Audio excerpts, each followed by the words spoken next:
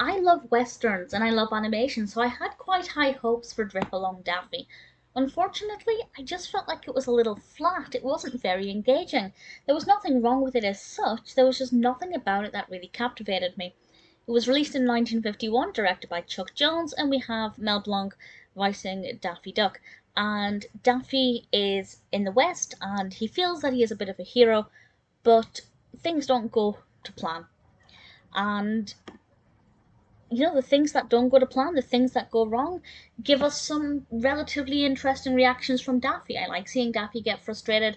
I like to see him responding to the environment around him in a very exasperated manner. But I didn't really find that it was very exciting. I didn't really feel like they utilised the best of the West.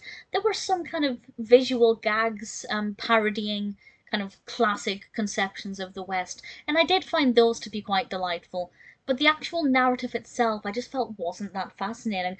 I was pleased Porky Pig was in this because I'm a fan of Porky Pig, so that aspect was quite fun. It was well animated. I liked to see the saloons. I thought the outfits looked great. It had the general atmosphere of the West.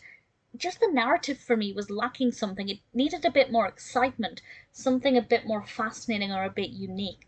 So unfortunately, Drip Along Daffy is not one that I would instantly recommend. If you're a fan of Daffy Duck in general, then sure, I'd say give it a watch, see what you think.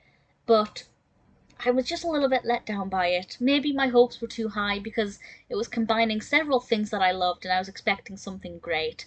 It was very average and mediocre. Not terrible, as I said, nothing specifically wrong with it.